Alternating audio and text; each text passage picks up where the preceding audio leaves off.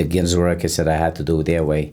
Now they want 25,000, which is almost impossible. If you do the math, it's almost impossible to beat. Yeah. So I said 25,000. It was hard me doing 16, 25. So I trained for it. I said, okay, let's go. Then a year later, I won. I got the Guinness World Record for that. Then, I don't know, just that, the torture. Yeah. I mean, I had muscle spasm 4 hours in. It's like I had a hole in my thing that I thought it was over. I kept praying. I said, no, please, God, please, I got to do this. I got to do this. I keep fighting through it. My spasm stopped. I pulled my hamstring. I started urinating blood. 8 hours in, I'm urinating blood. I still kept going, kept driving, and I made it.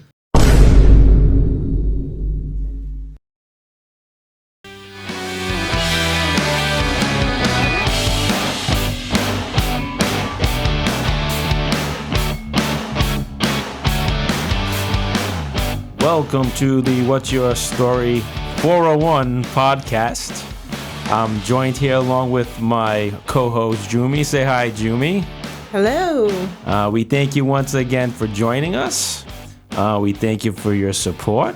And we just ask that if you get something out of this podcast, if you enjoy it, we just ask that you subscribe, like, comment, and hit that little notification button, little bell, so you can get notifications of new content coming out. So how are you today, June? Always good. Always good. Same answer. Well, I'm going to make your day, because if you didn't have a bad day, I'm going to make your day today. I got a little gift for you. Oh, boy. It's a very little gift, though. The chocolate with the nuts. How did you know? I've been promising you this for 2 episodes. We have chocolate bar with the nuts. You like almonds, right? I love all kinds of nuts. Even me, right? So even if you don't like almonds, we're on camera, so you got to say yes. Okay. So I'm gonna toss that over to you. So enjoy. Thank you. You need that after a busy, tough day. So we have a special guest today. His name is Joe Reverde. He is a coach, a personal trainer. And he has an impressive resume. He's a 3-time Guinness Book of World Record holder. And we'd like to welcome you to the show. How you doing today, Joe? I'm doing well. Thank you for the invite. I appreciate it. Yeah, we're excited to meet you. Excited having you on the show. Do you eat candy bars, Joe? Oh my God, that's my downfall. That's your downfall? A guy like you in shape, you eat candy bars? That's my weakness. Oh yeah. If I knew that, I would have brought you one too, but I figured you're a trainer.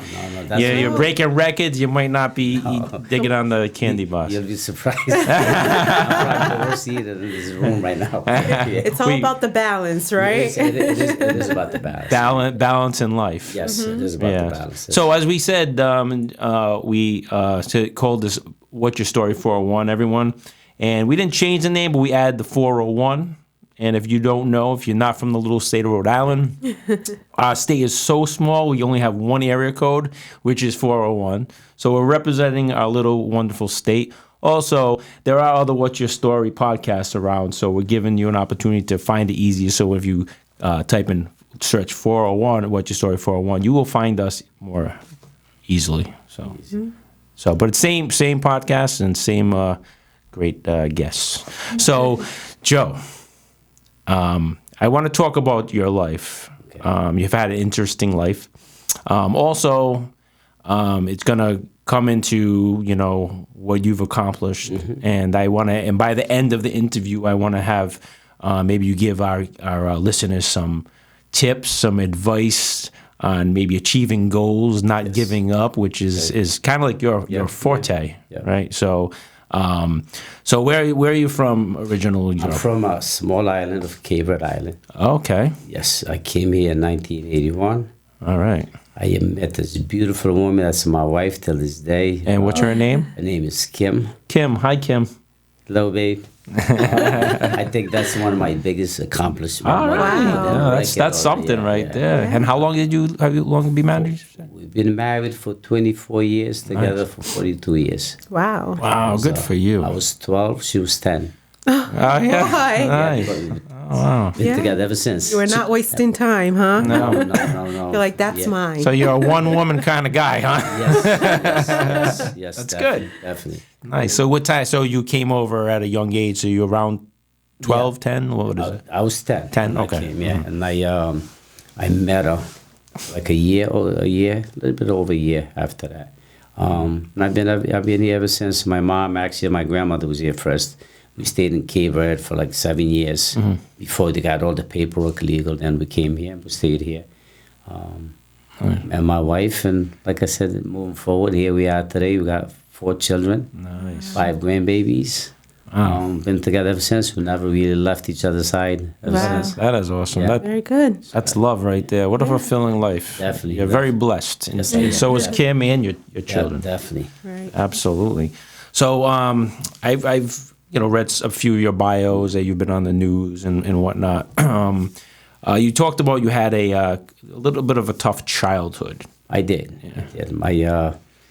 My parents wasn't really there, so I was actually grew up on the street pretty much. So everything I learned was on the street. So your parents didn't come over with you? No, they were here. Oh, okay. They was here, but they had their own problem. Like I said, my dad had his own issues. He's I have 56 siblings, so that tells you. Whoa. Let's rewind 56 siblings. 56. All in the United States or some back No, home? there's probably about 30-something United States, and the rest is like, there's in Portugal, there's Spain, there's Cape. Wow, there's all over. different part of Cape Verde Island, yeah, so. Wow. Nice. Yeah. Wow. So it shows you that Your dad had a lot of energy. he didn't have time to really be. He didn't have time to be a full-time dad, right? Full-time dad, yes, Right. yeah. And then, of course, if we had that many children, then you know what kind of life my mom had. Right. So my mom was trying to find the love of herself, and because that wasn't love. So she was mistreated, abused. So really couldn't show us love. When she came here, they wasn't together. So she had like some health issues and on and off. So she had no time really to. It's not that she didn't care. Just she was trying to find love herself. So never mind show someone else. She was going through a lot of issues, so Right. it's tough being a parent as it is, and then you got to deal with everything she was dealing with. I'm sure. Definitely. So I don't. It is what it is, like I said. But it worked out for the best. Sometimes we don't understand, but the man I am today is I chose not to be like my dad. I was one of the things like be like your father, because sometimes people go the same way. Right. I refused to be like that. That man, I didn't like it, so why would I want to be that? So that's why I'm a great father today and a great husband. I'm thankful for that. Right. You see, you had a moment where you had to choose, right? Because when people come from a dysfunctional home, they feel like that's their identity, right? Identity, yeah. So they chose to be an example of what they see. Especially being a child, we're still being molded and we're still trying to find ourselves. Yes. And if what you're exposed to is negativity around you become that, But you chose. We all had to go through our challenges to get to where we are, but it's all a process and all a lesson. But it sounds like from your childhood, you took that and you fueled it and made that into purpose. You made that into, you wanted to do good for the world and help other people. Yes, so you use that as a fuel to get into where you are right now. That's the reason I am who I am today. I refuse to be that. So everything I did is because my why. I have strong why. I didn't want to be that. My why is do not be that. So that pushes me to become better and better every day. So I'm thankful for that.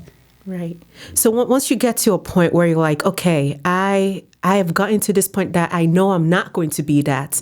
So then what becomes your why? What becomes your driving force? My babies, my kids, my Babies wife. and kids, yeah. And to leave them, I want to make sure that, of course, I'm poor, I'm week by week like everyone else, but I take care of my family. It's not about richness, because it's what we leave behind, the memories that we leave that counts to me. Material things come and go, we know that. But if you can steal that great man, it's like a singer, whatever, what they do. They die, but the song is still here. So I want them to remember my laugh, my silly ways and what I accomplished in life, for them to say, if my papa did it, I could do it too. My dad did it, I could do it. My grandchildren also, Yeah, and that's part of wealth, right? And we Yes, talked about that's- that in our last podcast. People think, oh, being rich is about, or being wealthy is about having money, but it's more so about the memories you leave behind too. That's a memory of wealth. 100%. I'm a coach at A&D Fitness, and I'm a coach and psychiatrist at the same time. So when one of my clients come, they start complaining, they find like, Lord, life is so bad, this and that, and you focus on what you don't have. So you feel you don't have nothing, right? I said, okay, I'll give you $1 million right now, but let me cut your arm. Will you take that? No. I said, okay, so don't tell me you don't have nothing because you have your health. That's a good, yeah. You have your health. Sometimes we forget the things that God, we're rich already. You could see, you could hear, you could talk. Okay, we have someone at home we could go to. Like I say, how did you get here? You got a car, you drove it. Some people taking a bus, some people's walking. Right. So we are so blessed, but we forget the smaller things. We try to find what I don't have. Right. And that's the reason why. It's where our focus is, right? So when you have the gratitude for the small stuff, that's when God blesses you more. Right.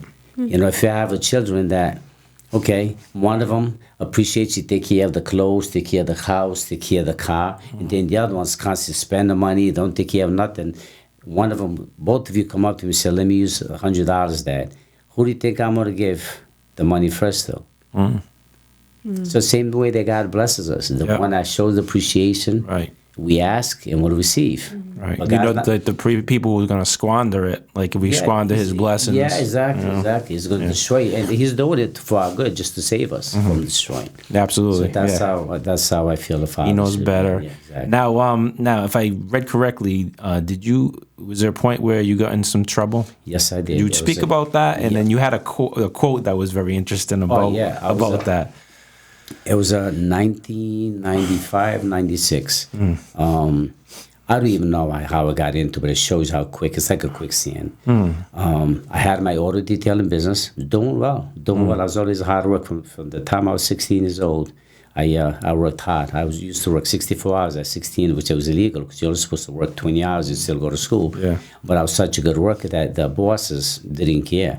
They gave me all the hours. I remember working 67 hours. I used to bring home almost $300 with the tax and stuff. Back then, that's good pay. It was still a lot of money. Yeah, but absolutely. you practically lived there.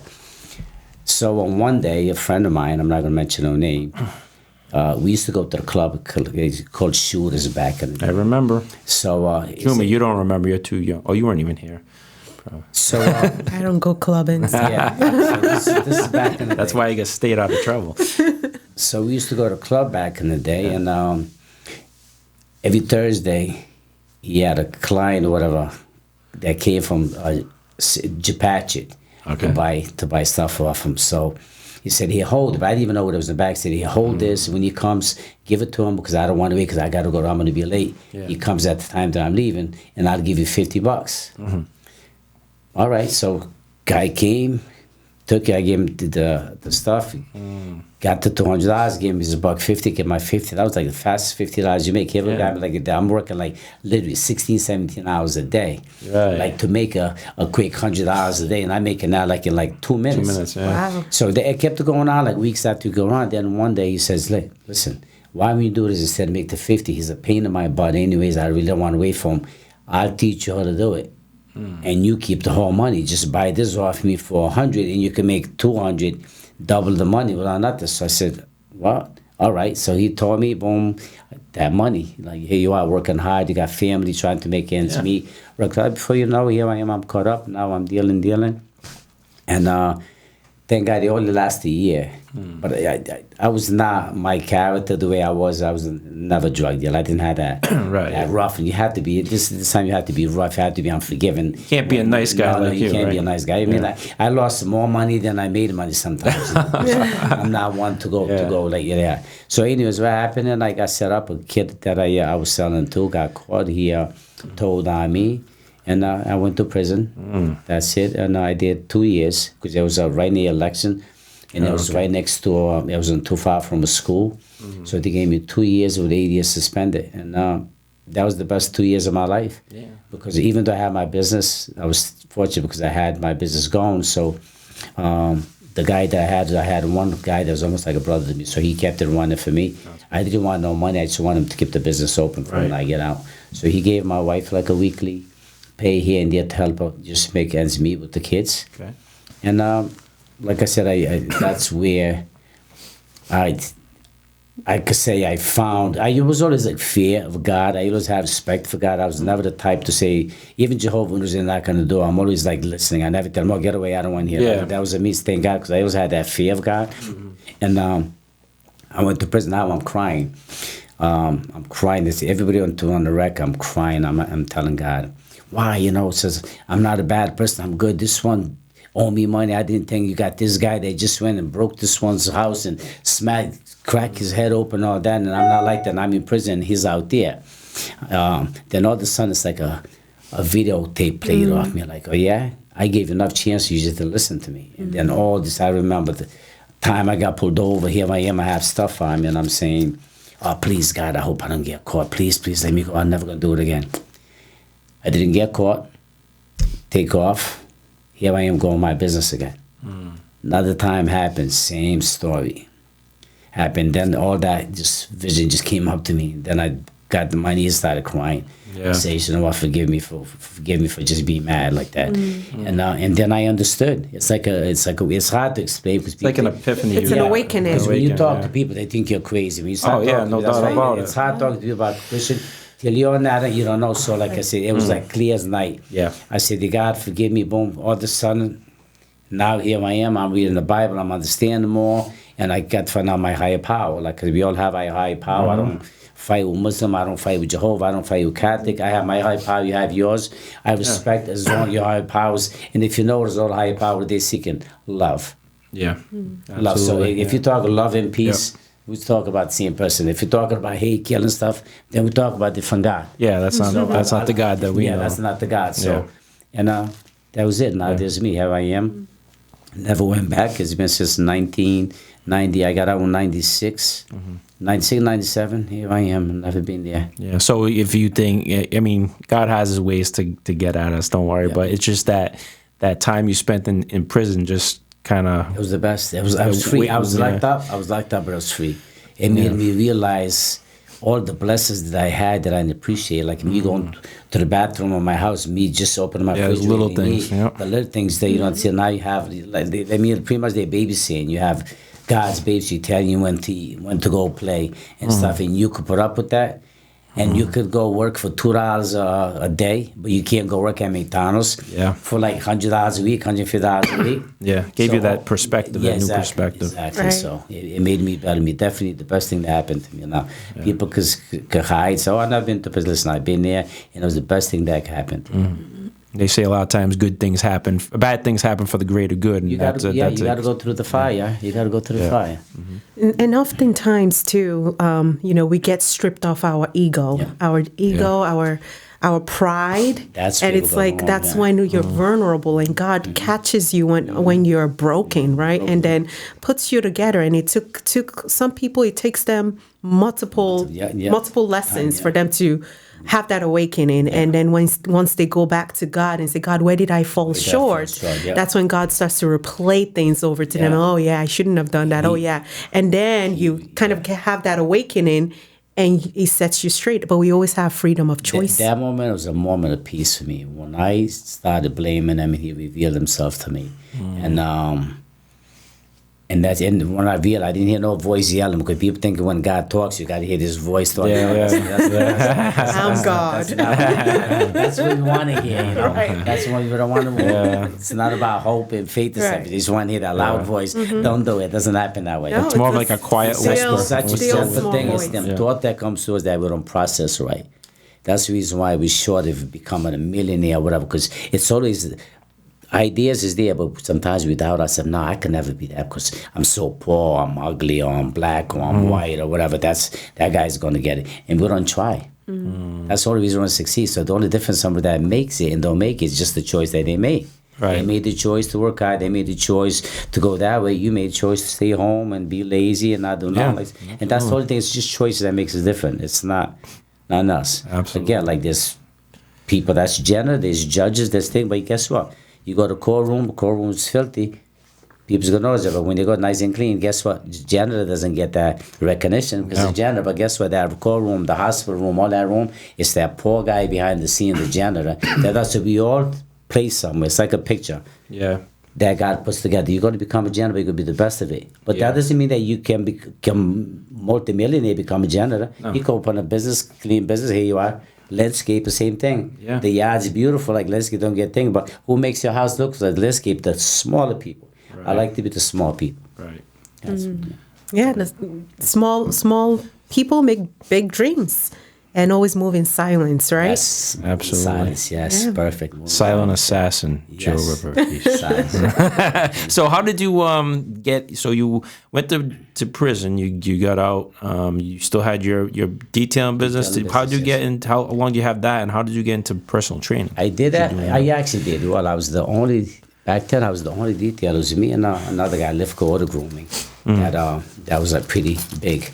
I had too many. I got out of it again. Had too many clients, couldn't handle the bulk work, and didn't have the power like to pump up the work. And so that was taking too much for me. Like here I am, like working 16, 18-hour days, going home. And I go home, my youngest daughter, my oldest daughter is sleeping. Then I get up early in the morning and go. She's getting up to go to school. Like I said, I'm out already. I don't even see her. So I said, I just can't. Then after school, that's when they stop by the shop. Hi, Daddy. And then we talk and stuff. It was just taking too much time. I was realizing that, I was losing too much precious time on my family. Well, my wife was on me. She was tough. You can't see work, this and that. But I always still made to every cheerleading competition. I still made to them events like that. I made a point to make it there. Yeah. For me to say I was there, no, my wife was the discipline. I was just a provider. My wife did all the, and she did an amazing job. Yeah, got great kids. Very good. Good job, Kim. Takes two. Yeah, she does an amazing job. Yeah. So when you were in, I want to go back to when you were in prison. What was your mindset like there, being alone, being isolated, being by yourself? Were you planning ahead? Were you seeing, after just repenting to God and asking for forgiveness, did you started planning? Did you, what was your mindset? Oh, you start planning. You start planning right away. You get a lot of time. You just can't wait to get that day out to do things differently. I mean, for me at least, I was thinking, damn, my appreciation for my wife was there, my appreciation for my children was there. I was always there, but it's more that truly appreciation.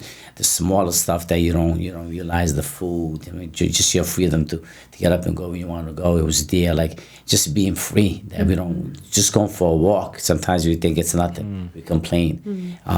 So I started planning when I got this, what I'm gonna do. This is what I'm doing. I planned having a wife. She was my wife at the time, but I knew she was going to become my wife. I knew I was going to do better. That's just what I did for my children's sake, for me to become a better man, and I did that. Nice. So that's why, like you said again, it was the best thing that ever happened because it changed your outlook, your perspective. It can make you thankful. or break you. It could definitely make you realize. Sometimes you need me time alone, and that was my me time alone. God said, listen, you need to be on your own. I'm trying to talk to you, you're not listening to me.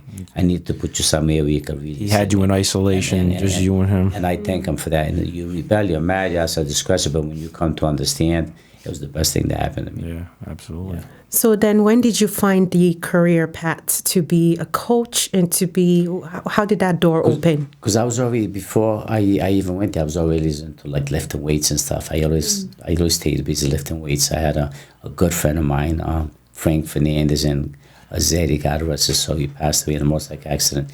That there was like, we worked, all three of us worked together, international packaging back in the day.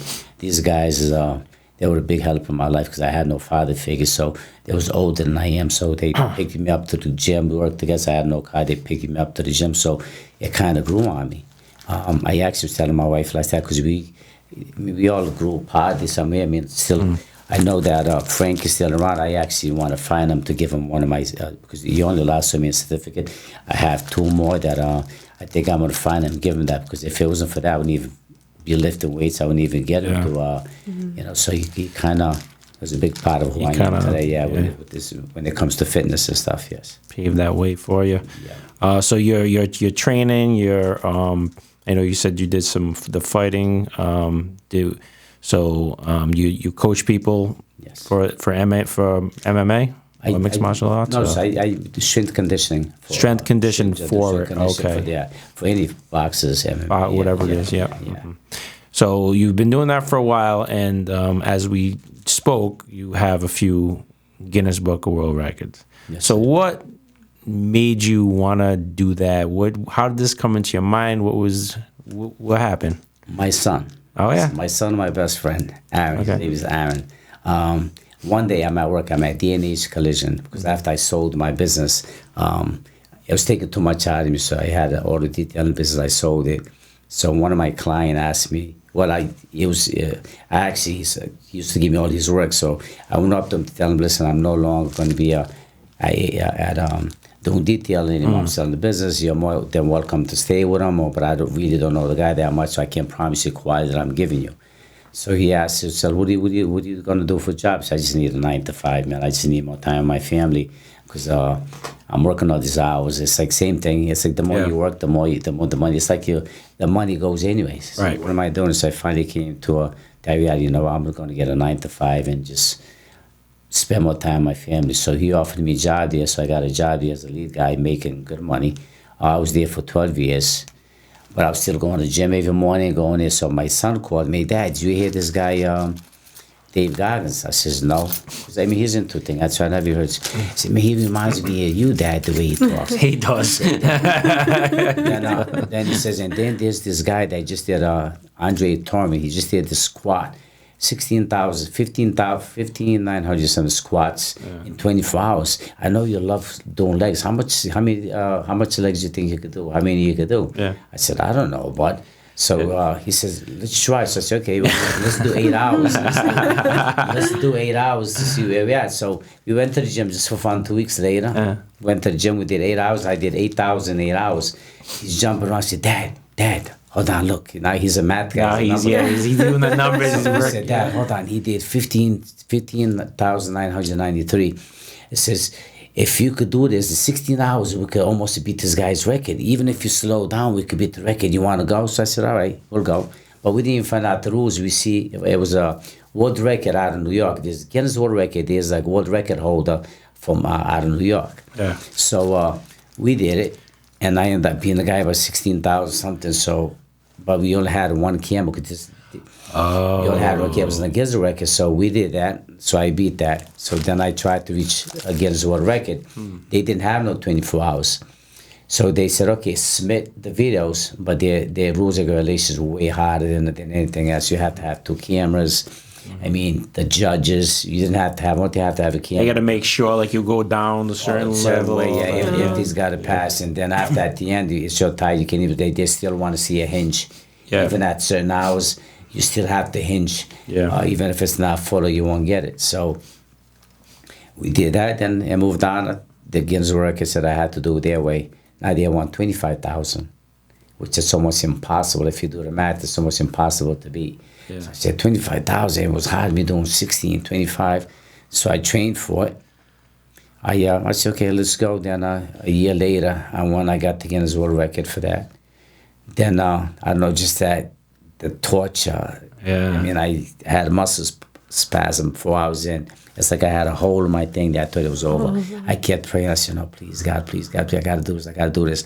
I keep fighting through it.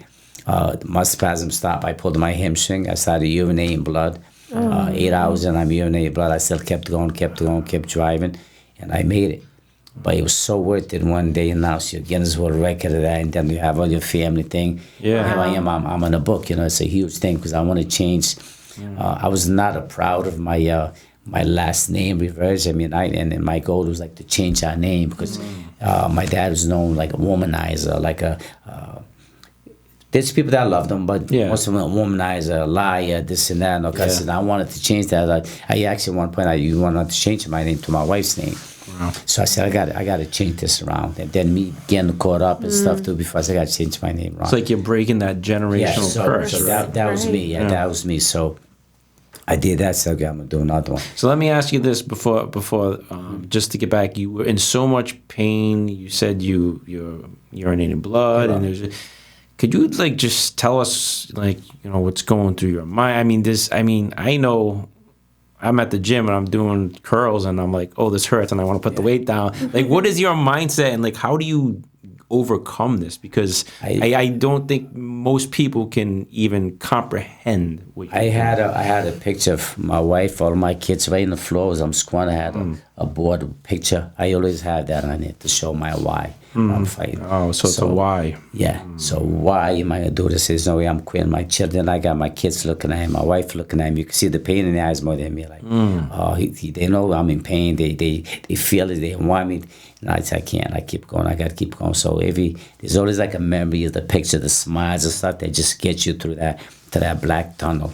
And, I find that. Talk about the black tunnel, because before we were sat down on camera, we were talking about that. Can you talk us about that black tunnel? Well, I think the reason why in any type of sport, I think there's a phase that you go through that inner bitch, I call it. Sorry about that inner bitch. No, that's all right. That inner bitch kicks in and start telling you, you're no good, you're weak, or why you don't want to. Yeah, all that negative comes in and start to play your mind. Now it's up to you to say, okay, hold on, how bad do I want this? Right. You keep going, all of a sudden you're okay. It doesn't get easier though. People think it gets easier. No, the more you do it, the burn is there, it gets worse. Then after you do it for a few hours, you become numb. You don't feel it no more. I don't know if it's your mind that just ignores it or your body that ignores it, something, but something happens. Something kicks in it goes numb. You don't even feel the pain no more. And now you're over that hump. Right. The imposter syndrome. Yeah, but you have it's hard to get that because every negative doubt just to get to that point must be take everything you got and like you were talking about that mind-body connection. It's so powerful. And then when it comes time that it's a 24-hour event, you're usually in bed at 12 o'clock or 8 so you're in that fatigue in your body. Shuts in. Now that's where it really, really kicks in. Then you look around, there's everybody around you that's supporting you sleep. Sleeping. It's just me and my son going. My son saying, can you get up and clap? Motivated. Like I said, he knows I'm fatigued. He knows I'm tired. He knows me like a book. But, he also knows how to push me. Yeah. He's my coach. When we get there, he's my coach. So whatever he tells me, it's just like if I'm fighting, he's my coach in the corner, he's my coach. Right. Listen, I don't look at him like my son is my coach at that point. Right. So that was squats, right? All of them. No, the first one records was squats, right? Yes, squats. All right, so now we're going to burpees. Deadlifts. Okay, so tell us about this. This is the second one. Tell us about this. Okay. This was a little something. Yeah, this one was tough. Yeah. 3 days before, I was having some severe headache. Now, I don't get sick at all. I don't get cold. I don't get headaches or nothing. So I told my wife, babe, I got to go get checked. So I waited like the day before the event. I went to get checked. It just wouldn't go away. I was hoping it goes away. So when I went to get checked, they said my blood pressure, they checked, said my blood pressure was too high. It was 172 over 117. That says, if my family suffer blood pressure, I says, not that I know of. Do you suffer? I says, no, I don't know till now. I mean, I usually do physical exams when I fight, and everything is normal. So they said, well, it's come down. Are you under the stress? Are you stressed out today? I said, no, I'm not. So they said, well, come back in 10 minutes. Came back 10 minutes.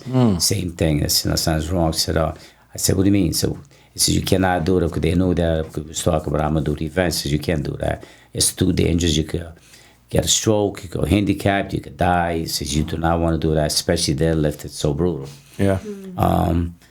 So I said I had to because everything was paid for already. It was already paid for. The flights was paid for them. So everything's there. So I had to do. So I went home and my kid family was asking me, how you feeling?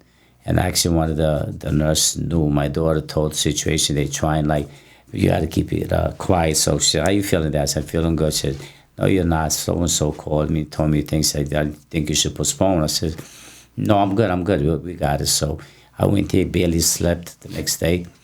I get the ayolo spray before I start anything. Ayolo spray, say my prayer. And here I am, 29 hours deep. My hamstring goes. I'm urinating blood again. I kept fighting, but I didn't have that on my stomach because I couldn't eat because I took an 800 pill without eating the ibuprofen to stop the headache. And it just made my stomach noise. I couldn't eat. So here I am. I'm like 12,000 calories and I barely eating anything. So I'm under. So 21 hours, my body shut down. I went there to grab the bar. I felt dizzy. It's like dizzy, almost I couldn't hear. My son saw it, kind of stopped me, and we're just gonna move forward. And I lost at that 24. But then the good thing is that it was such a great event that the lady, the witness judge that was there, went back and shared the moments of what happened. She was moved about what happened that day, and they found out that I beat the record. I said, well, they called me, told me, listen, keep your head up, because nobody made it that far. At your age, making that far is very impressive. But we'll call you in 2 weeks. We have something that we're checking into right now. We'll give you a call in 2 weeks. I get a call like a little bit over a week. Said, listen, good news. You crushed the 12-hour record. The only thing you have to apply for it, because we only apply for 24, but since we have the login sheets, everything like that, it's your record. So, wow. Yeah.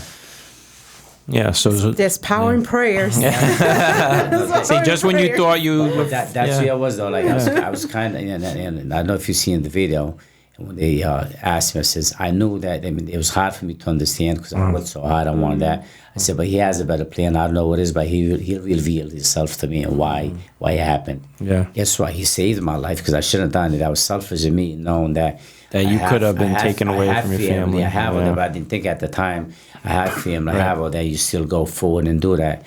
You know, it makes you think, say, hold on for a minute, all that, and then I'm feeling I'm selfish. And then here goes that call. Tell me, okay, you were selfish, you admit you were selfish, but here it is. You still got a token. You're blessed, man. You're blessed. Right. So it's like God turned whatever is supposed to, set you under into good, for your good. And actually, it was even more because, like I said, even though I lost, I got more out of it than I did with twins. It just brought me to another level. That's why the reason I said, okay, I'm going even harder and I'm going burpees. Right. So then I went to the burpees. So third record, it was burpees. Now I spoke to you, if anybody's done burpees, I mean, squats and deadlifts are horrible, but my all-time worst is burpees. That takes everything out of you. So how many burpees did you have to do in 24 hours? 10,856, I believe. And that's in a 24 hour? Yeah. Okay. But now the story on this one's I love this one even more though because I just got a newborn, a grandbaby, Kason. So a few days before the gym, I'm walking him around the gym. I'm keeping my daughter's taking the class. I'm walking him, talking to him, and he's just smiling. He's young. He's only a few months old, but he has that connection. He loves Papa, so I'm telling him like Papa's going to do something great that you're going to remember me for the rest of my life, Chris. I'm talking to him what I'm going to do. And so anyways, moving forward, the day of the event, here I am. I didn't sleep for 24 hours. Oh, boy. Caught the stomach bug. Bad timing on these. Caught it from my grandson. It's like it's like that evil energy comes in out of nowhere for me, just to test my faith. So it's my he's 6 years old. So he was downstairs. I'm training a friend of mine, and he came downstairs. Papa, he started puking. So I said, "Oh, buddy, okay." So I cleaned the puke and didn't think none of it. The next day I got up, I felt like I was and that's my fear. It's like vomiting. I do not want to vomit. I hate that. I vomited once all my life. Really? I vomited once. That's it. That's my fear. So now I didn't drink no water. I didn't eat nothing for 24 hours. Wow. Yeah. The next day, here I am. Now I have to do 24-hour event. Nothing in my stomach. 8 hours in, here I am. I'm going. All of a sudden, boom, I feel like I'm dizzy. Passed out. My son grabbed me. They put me on the table. They were getting ready to call the ambulance. Only thing I hear, this God works mysterious way. I love this. Every time I hear, give Papa a kiss, give Papa a kiss. They're trying to bring me back because I don't know what happened. I don't know where I'm at. I don't know what happened. I know I was lightheaded. All of a sudden, like, my hearing kind of went. And they grabbed me, put me on a massaging table that we had. And I hear, give Papa a kiss, give Papa a kiss. And I turn my eyes, open my eyes, and here he is. That is awesome. Wow. What a smile. What sign was that? People don't understand this. They think you're crazy. Listen, God's truth. Yeah. He knows what's going to motivate. So, boom, I said, give me up, give me up. So my son got me up. He said, Dad, relax. I said, give me a bagel. I don't know if you see the video. I'm chewing a bagel. That was the first thing I had in my stomach. I said, give me a bagel and like an energy drink. So they gave me a bagel and energy drink. All of a sudden, that second thing came in. I started, even though I was behind, because, you lost that time. So close. So, here I am. I lost, like, time that I got to make up now. Now, here I am. Boom, I went. Started going, catch up. Finally, because we was trying to beat the 12 hours and the 24 hours. And I was on the pace to beat the 12 hours. Okay. But that passed out. 8 hours in, 4 more hours, I would beat the 12 hours as well. Oh, okay. Wow. I passed out. So I missed that. So then we did the numbers, said, Dad, look, you did so great. Even though we lost his hours, my son's a numbers guy. So he says, we can still make the 24. You want to go? I said, let's go. Wow. And then we got the 24 hours. And then at the end, I'm dying again, a friend of mine that I worked with. Yes. So, like I said, I always had the pictures of my family on there, and then I had a picture of Dave Goggins on there. Then my friends looking at me like I had like 4 hours in, I'm beat. And because Brett P.R. back, I have 2 toenail on both heads, so 4 of them bleed. I'm already bleeding inside. Lost my toenail. My knuckles, I don't know if you know what I mean, all my things killed my knuckles. I lost all my knuckles, so I had to use my fist. So, I'm broken down, and he could see that almost I want to give up. I would never give up, but he could see that I want to give up. You're so at that point. He found the guy, the video of the guy that I'm trying to beat. He shows me the video. I said, who's this? I said, that's the guy that I'm going for the record. He said, what do we do? What do we do? We take souls, right? Well, take his damn soul. That's a good Dave Goggins taking soul. Take his damn soul. That's what we do. That pumped me up. I went in. So between my friend and my grandson, that was my angel for that. That's awesome. Yeah. You have that, like you said, you have the best support system. Yes, I do. I do. That's your why, and it keeps you going. Yeah, exactly. And my indie family, fitness, forget. I mean, them ladies. I mean, they're like my family. They're really family. Yeah. They come in with food. They support me. They're sleeping in their sleeping bags. They just laying there waiting for Coach Joe to be there. So, and that's the reason why I can't quit, because all that matters. All that matters. Yeah. So, like we said, we want to have, some advice for people. Such a role model. Just not what you do physically, but, the way you lived your life, not giving up. I think the biggest thing you keep mentioning is your why. So what do you have to say? What can you tell the people listening about the why and why it's so important and what they need to... That's our energy drink, pretty much. Yeah. That's true energy. If you have a good why, and especially if it has to do with love, and you're doing it for somebody that you love, or you want to, impress them, and leave a memory in their mind forever. That's your why. I mean, it could be your parent, it could be your spouse, it could be your children, your grandchildren, anything. You just that has to be. If you don't have no why, you're not going to make it. And then you have to run your own race. You can't be comparing yourself with someone else. We're all in different races in life. Yeah. Okay, some is faster, some is slower.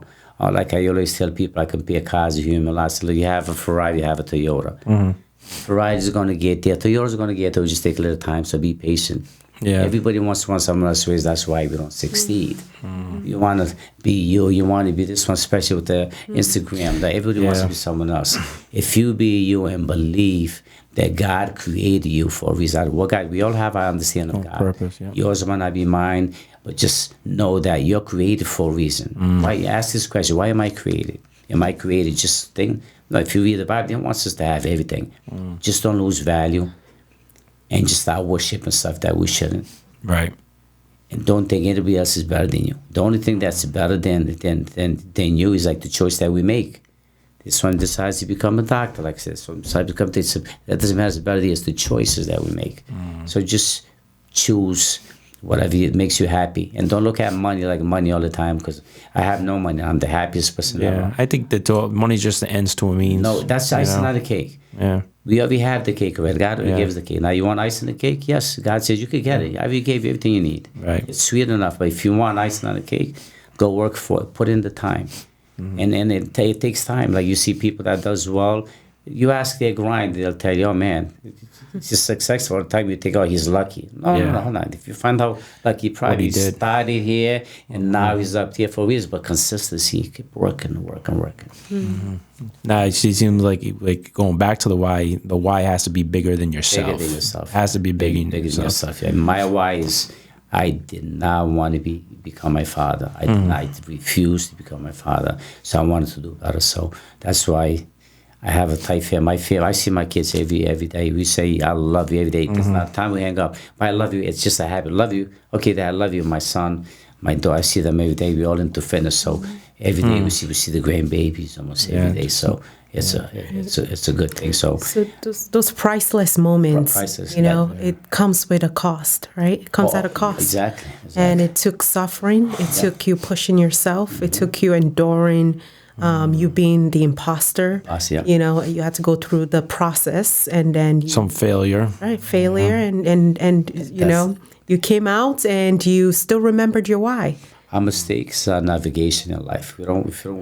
If you don't make mistakes, you don't learn. So, like I said, don't beat yourself up when you make a mistake. Just learn from it. Right. It's okay. Listen, okay, I made a mistake. As long that the mistakes we make is not intentional to hurt anyone else, you make it. It comes natural. Like you're not sitting there and say, "How am I gonna do this? How am I gonna do that and hurt this one?" It comes like just at you. That's fine. Apologize if you're wrong. If you hurt somebody, listen, I'm sorry. I never thought of it that way. That's why I think I'm 42 years. I'm still with my wife. Because I'm wrong. She's tough. But when I'm wrong, when I'm wrong, babe, I'm sorry, you're right. And most of the time it's because we don't put ourselves in that situation to think what she think. How is she processing this? Right. If you pay attention to how she processes, you'll understand, okay, I didn't look at it that way. And it's easier to say, okay, well, I'm sorry.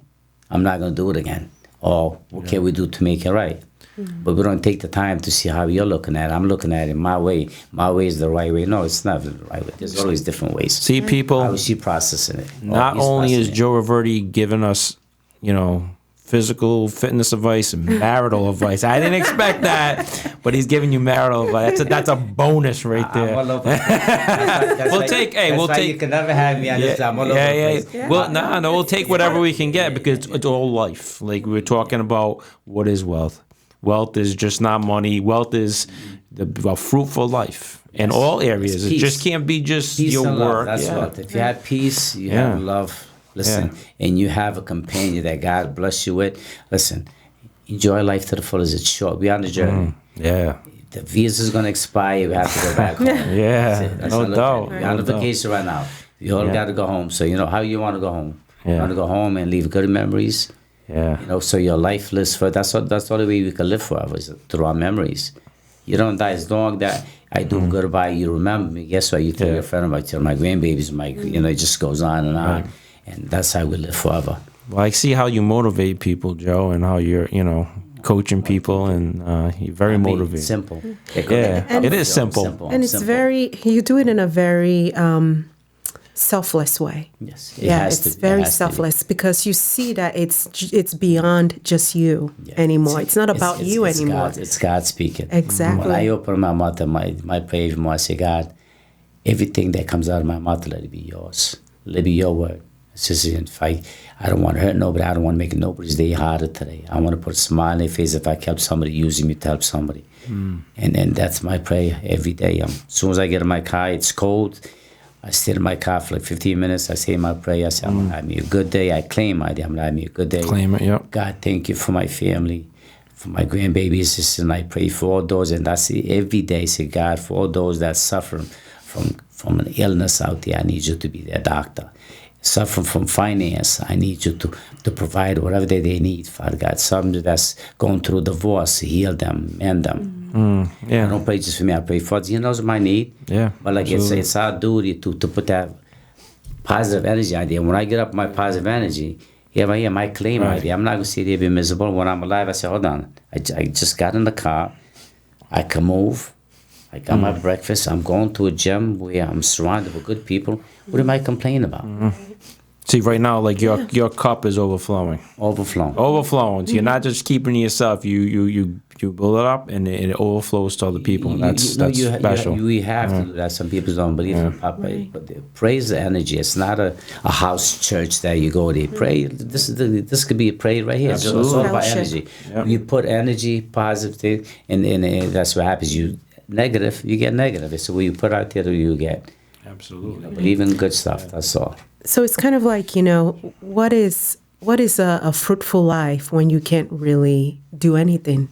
it's kind of like a story that I was reading one time that is about like a CEO worked so hard, made it up to where they imagined themselves being, and then they got into an accident, and then they lost their legs.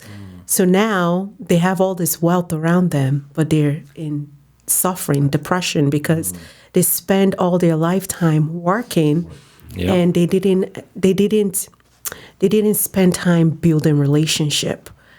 So those relationships are priceless moments that we get to create. Yes. And I think that's why God has us here, to fellowship, to talk, to grow, to plant seed, and to watch it grow, and then to pour onto others too. You're pouring on a full cup, I can tell, by just the grace you have right now, sharing, So it's not about having little. It's it's about having so much, that God is pouring out of a cup that is overflowing.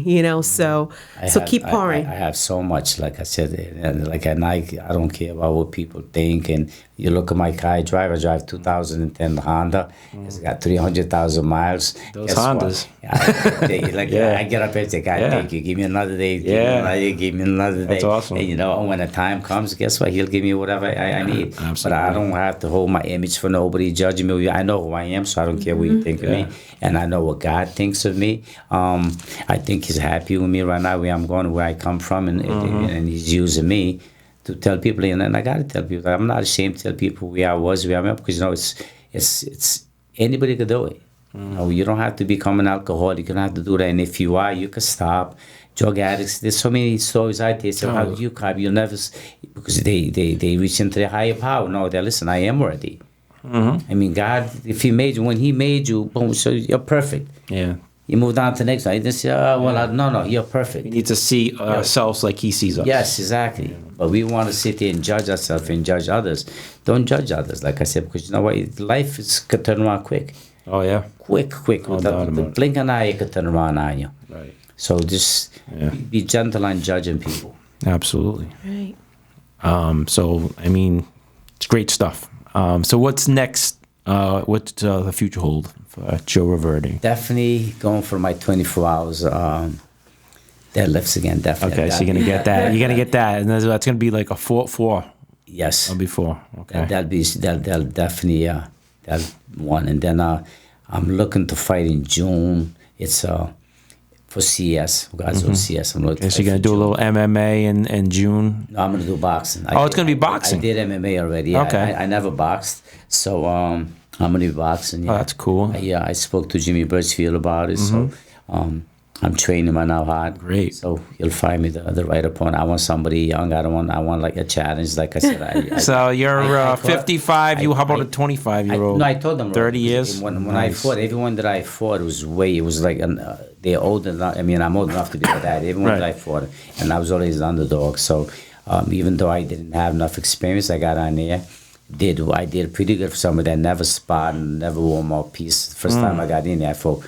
My first fight was professional. Never wore a mouthpiece. I thought I was going to gag when they put that mouthpiece on. Yeah, it's uncomfortable if you're not used to it. I fought a kid that was active. He was actually a national champion in wrestling. I held my own. I lost, but it was like, again, the best. Again, I learned how to get punched in the face, and it didn't feel that bad. Then I got back on here again. I lost that one too, but it was a good loss. Then I won. Then like I got three losses and 2 wins, but I was supposed to lose all of them. Yeah. So I'm good, man. Like I said, I know how it felt to be in there, mentally, physically. So that was an experience.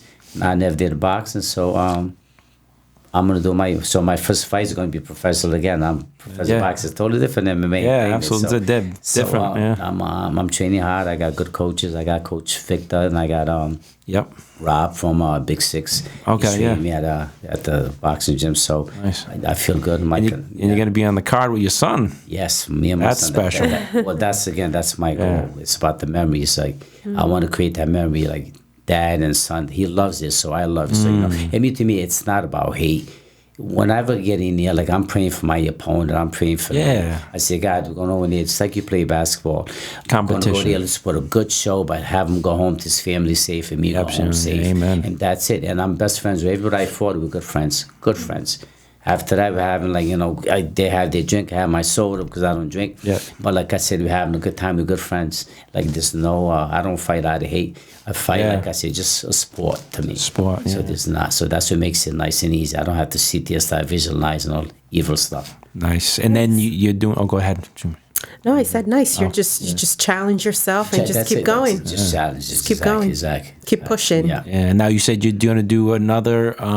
Is going to be a. Murph, yeah. Okay, explain. Murph. Right, you know about Murph. Oh, It's yeah. a Navy SEAL thing, the challenge. What happened? You have to run a mile with a 20-pound vest on. You have to do 100 pull-ups, 200 push-ups, and 300 squats, and run another mile. And I believe the record is 31 minutes, like almost 32, 31 minutes. I got to beat that.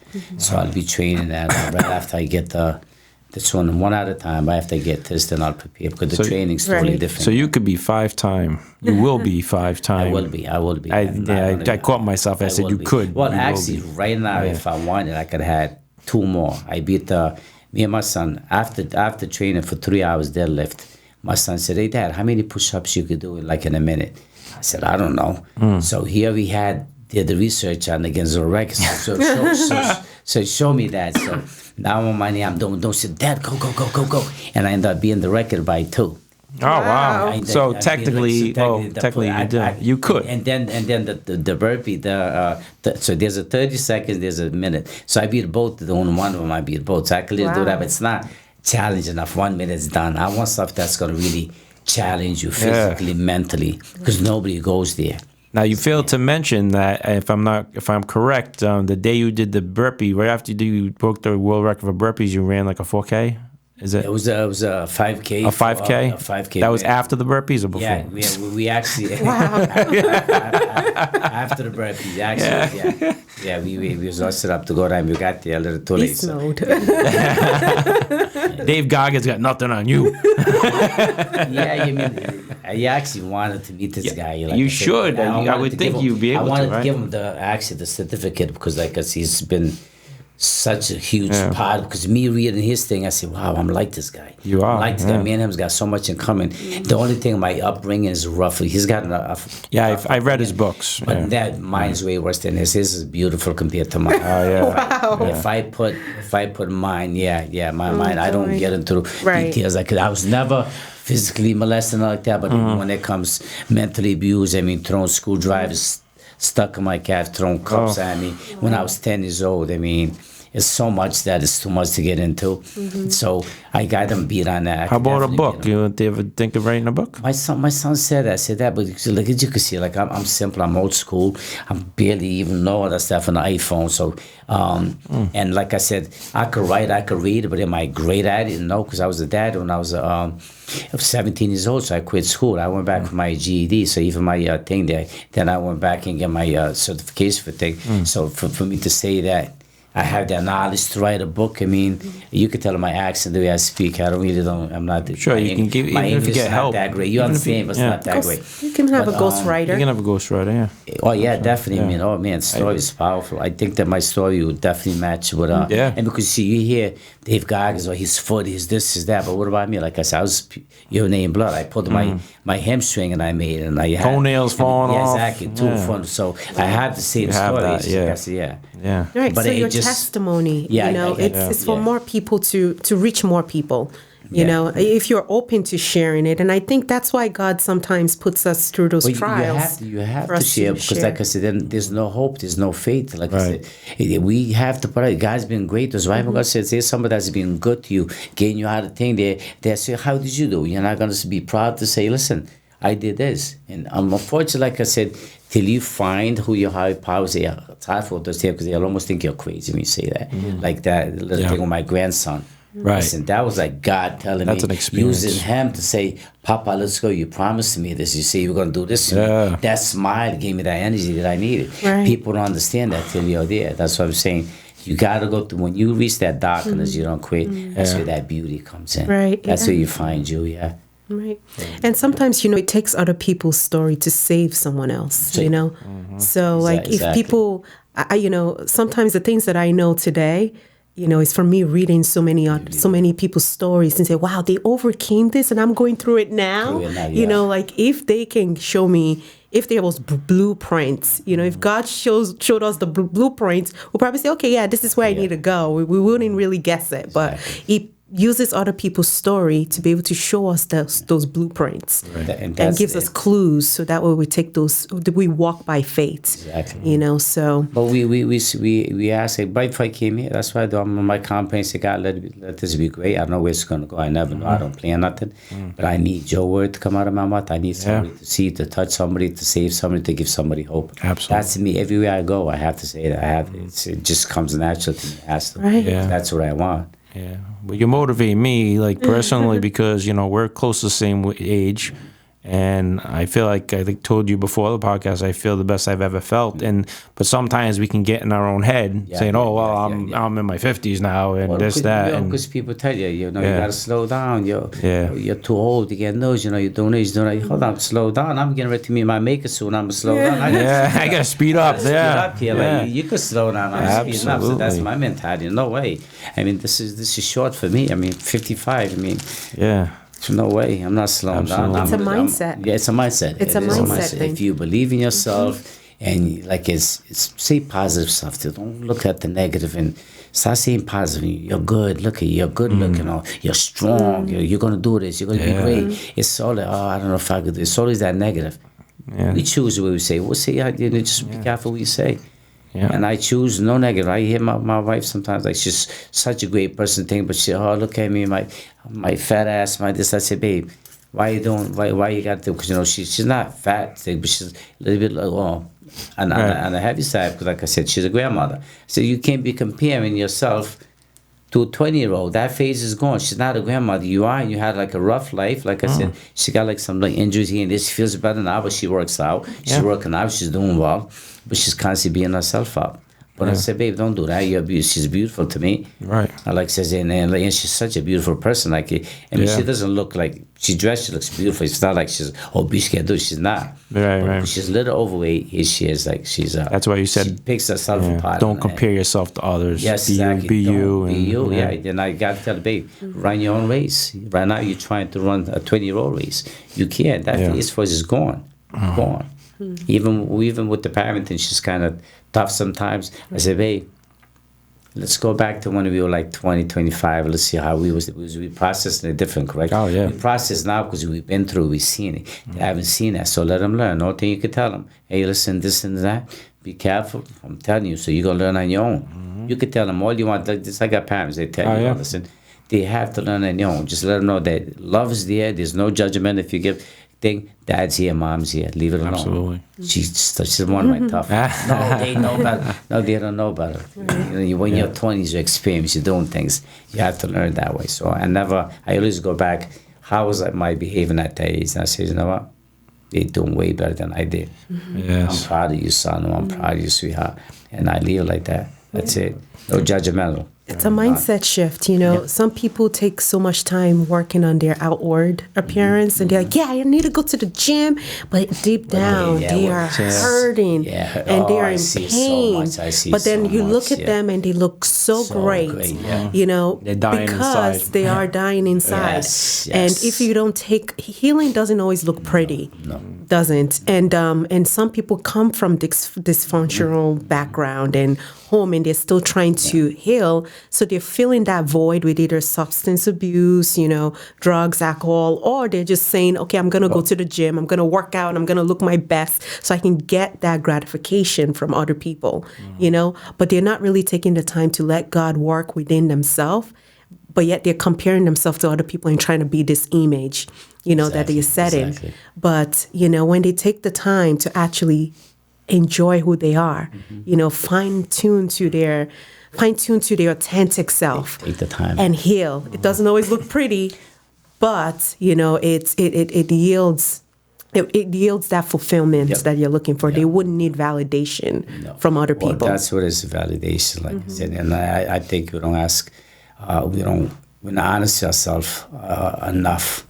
We know we have the answer, but we always want someone else to tell us, it's because it is because of that. No, we have the answer. Right. The only things that you want, psychiatrist, you want a doctor, His medication is this or that. When you're not even trying to find yourself why it might be, why this like that, and then reach into your higher power. I'm not trying to go confess to a priest. I'm not trying to do that. Like, put yourself in the thing there, just whatever to get you there. Music, slow music, whatever. Sit there and close your eyes and think and reflect on why did I make that mistake and where I want to head.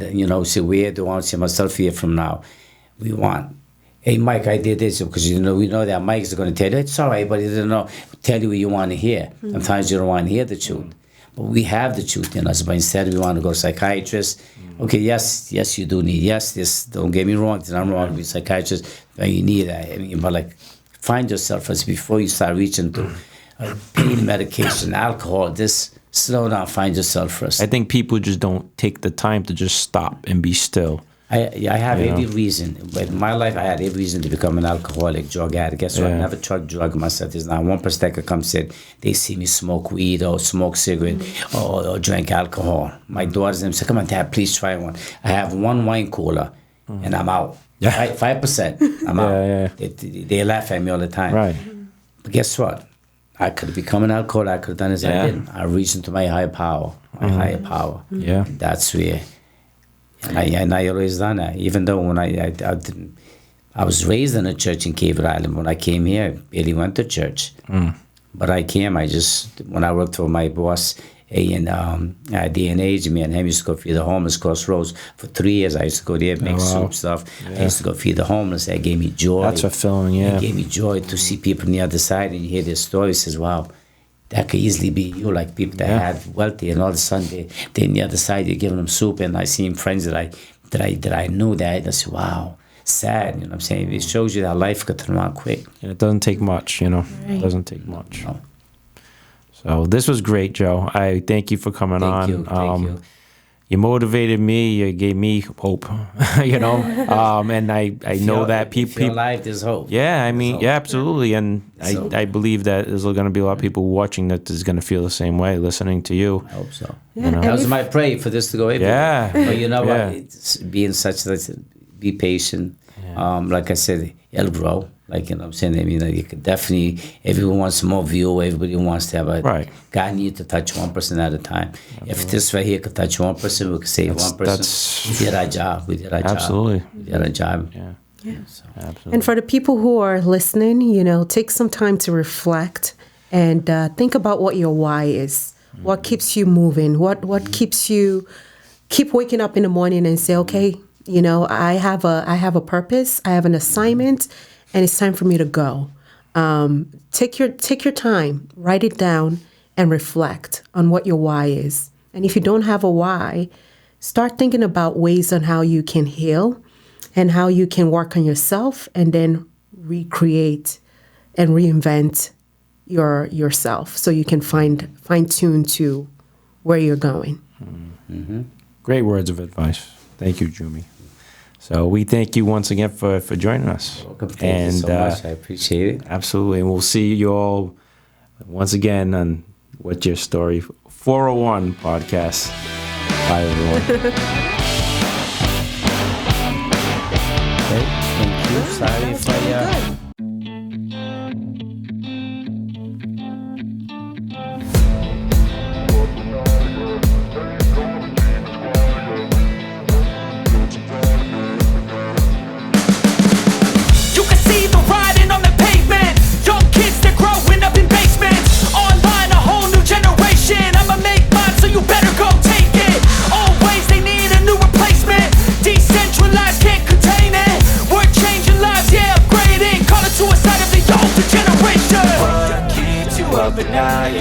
Make all the demons quiet, yeah. We were built to thrive, yeah. I think that we've all had enough. What keeps you up at night, yeah. Make all the demons quiet, yeah. We were built to thrive, yeah. I think that we've all had enough. Oh, yeah, I think that we've all had enough. Sick of dealing with the old plan. They know that we're calling it wrong. You got me like, oh, yeah, I think that we've all had enough. They know that we're calling it love. Hey, it's too late to try to go contain it. A generation fueled by creation. We live lives on a small screen nation. We control the airwaves, don't negotiate. negotiation. I refuse to think we need saving. Something good will come from creation. And when we think that the world is too anxious, we'll adapt, evolve, survive, and save it. What keeps you up at night, yeah? Make all the demons quiet, yeah. We were built to thrive, yeah. I think that we've all had enough. What keeps you up at night, yeah? Make all the demons quiet, yeah. We were built to thrive, yeah.